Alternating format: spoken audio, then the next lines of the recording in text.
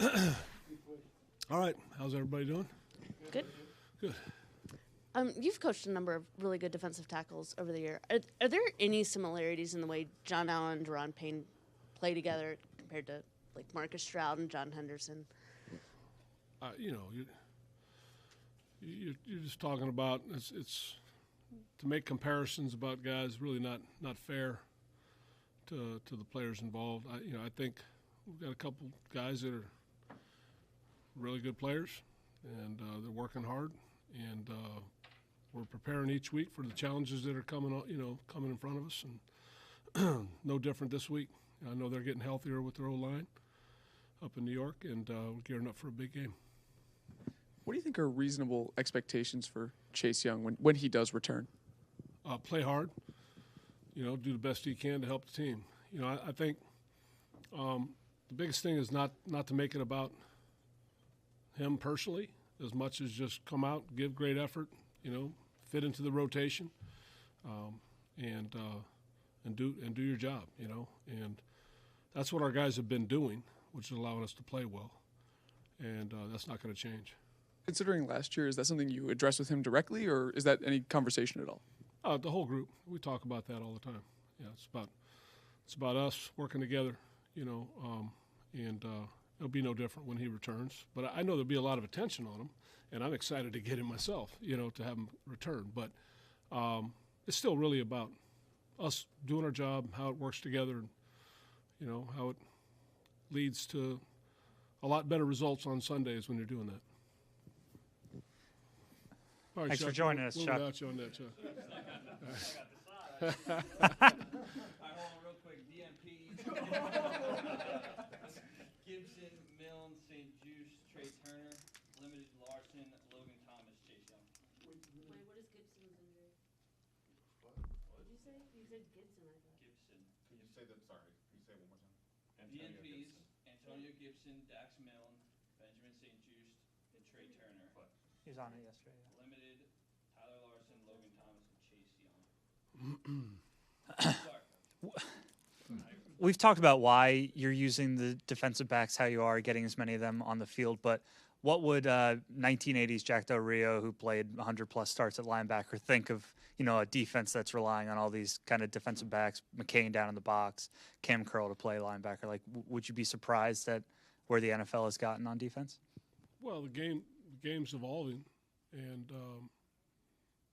that's what you're seeing. It's it's a different game. It was different when I played from what it was prior to that, when Matt Millen was munching on guards every down. So, it's turned into it's speed and space, and you've got to have the ability to match those things. There still is a powerful element to the game, which I think is appealing, but more speed and more space. And this secondary seems to be a really charismatic group. Is that kind of characteristic of all the secondaries you've coached, or does this one maybe stand out in terms of the energy and the excitement they play? Yeah, I think each group takes on its own identity. I think the thing that we're getting, our guys, they appear to enjoy coming to work. The environment's good. We seek to have that kind of environment, but ultimately it's up to them. And our guys, I think they love each other and they love playing, and it's a good combination. What makes Saquon Barkley, in your opinion, such a talented back, and how does he differ from the other talented backs you guys have faced this year?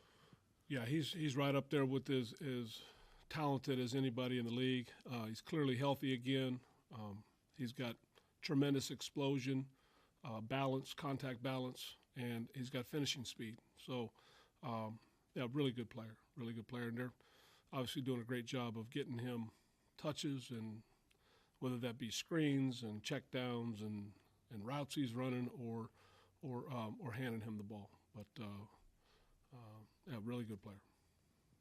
Deron has said a few times about how kind of the emphasis at the end of last year was for him to go into the offseason and kind of focus on finishing and improving his pass rushing. What have you kind of noticed there, and specifically, did you kind of notice a jump from him after he attended that pass rush academy over the summer or anything like that? For Deron? Mm-hmm.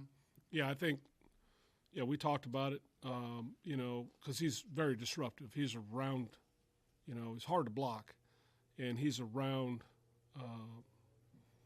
and opportunities are there. So for him, it was more about focusing on the finish, and I think he's done a good job of getting that done this year. The other part is just the maturity, you know, and some of our younger players, they're maturing and playing better. I mean, that's part of what we take pride in as coaches, is developing our guys, and I think he's developing. I think he's doing a heck of a job. You see that maturity kind of translate to the field, or what do you kind of mean by that? Just maturity, you know, whether it be how he handles disappointment, how he handles missed opportunities, how he handles the ebb and flow of the game, all those things, how he approaches his work every day. You know, I think that's all part of it. You know, as you play in this league, get some experience, get some exposure, you learn, and hopefully you grow and you mature. I think he's doing that. Jack, what have you thought of Christian Holmes' development this past season? Well, largely special teams contributor until he was called on last week, playing a bigger role. So, you know, we're constantly working with our guys. He was called on a bigger role last week and stepped in and did his job. Joey Sly was named Player of the Month for special teams, and Tress was last month. I just wondering from a defensive perspective what it means to have those guys back in Yop. Well, yeah, the two specialists obviously being awarded, but I think, you know, the way Nate Katzer has that group humming, I mean, they're flying around. They're impacting the game in a positive way for us, and that's part of that complementary effort. And so, you know, obviously we do all we can with our backups, making sure that they're guys that if they're not contributing in a starting way, that they are impacting the game on game day. And with the specialists, obviously, all of those guys are really good, but the coverage has been really strong and need that to continue to be.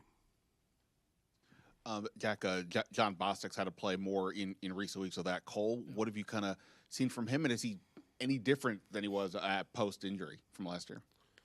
JB's largely the same. You know, it's good to have him back. You know, Cole goes down, Dave goes down, so JB ends up playing. I mean, he's to be able to take and put your third option at linebacker in and have him play substantial snaps and do a solid job for you. Obviously, that's a good thing. So, yeah, I mean, that's how we've approached it. You know, next guy up, JB.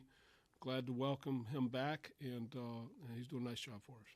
I know that it's always the next man up mentality, and you have faith in guys deep on the bench, but if at the beginning of the year you were told, okay, you're not going to have two of your top three cornerbacks that you started with, at least I know St. Jude's will be back soon at some point, you won't have Cole Holcomb, and you're going to have some random pieces come in. Would you have been surprised to the degree that the back seven has played as well as it has over the last few weeks? Well, you know, I don't really look at it that way.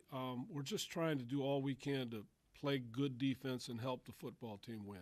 And things happen, you know, and this is a large number of years that I've been doing this, playing and coaching. So things happen, and you have to prepare for the what-ifs, and you have to prepare those next men to be up because it's going to happen over the course of the season. That's just the way it is. So proud of the fact that we're working hard and we're kind of moving on, and you know, we've been able to withstand some things. So ultimately, you know, you got to have a certain amount of health to continue to play well. But I like the way the guys have stepped up. As someone who's been around the game for a while, what do you think? How much do you enjoy the NFC East being the way it is, and going up and playing New York in this late in December for big games like this? Yeah, the league is cyclical, right? So, right about when people think they have it all figured out, you know, the AFC West is going to be the best, and you know, all these things, you know, all these proclamations is right about when it turns and the cycle churns, and you know, the NFC East is making a comeback. So, you know, it's ebb and flow. It is cyclical, and it's great to see the East back up, especially with me being in the East. It's great to see the East strong again. All four teams are very good teams, and you know, we've got a big game this week against the Giants. And then with Daniel Jones cutting down on the turnovers this year. What have you seen from him and his development just watching him this year? Yeah, I think Dable does a good job with the offense, with the team.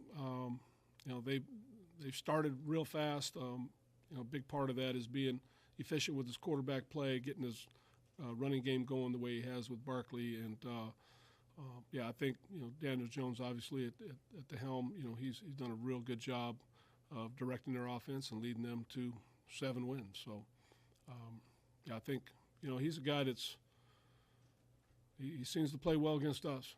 So in the past, he's played pretty well against us. So we're looking forward to the challenge. In what ways has Ryan Kerrigan helped the guys on the line? In what way? Has Ryan Kerrigan helped the guys on the line? Yeah, he's just doing his job as a coach. Looking to help guys. I think him having a different perspective, especially with the defensive ends, and creating awareness as pass rushers and looking to attack different things that we identify throughout the week, and that's part of his job. And to help us put that rush plan together, I think he's done a great job with it. Thank you, Coach. All right, Les. Ganina, we always see, like early on in his practice during individuals, they Yeah. always work on batted passes. Is that something that's been emphasized more within the last couple of years for you, or is that just always? It's something I emphasize. I know he believes in it, and we got a key one last week. So those things pay off. So working the drills, working the fundamentals, whether it's looking for turnovers, turnover drills, tip balls, those types of things, they all add up. They're little things, and some of the little details to me is what happens late in the year. Here we are in December now. The teams that remember what fundamentals are and some of the basic principles that they have to play with, those are the teams that are going to play well down the stretch. Yep. Thank you. Thanks, Coach. Thanks, Charlie. Thanks for being here, Charlie. The well-oiled machine.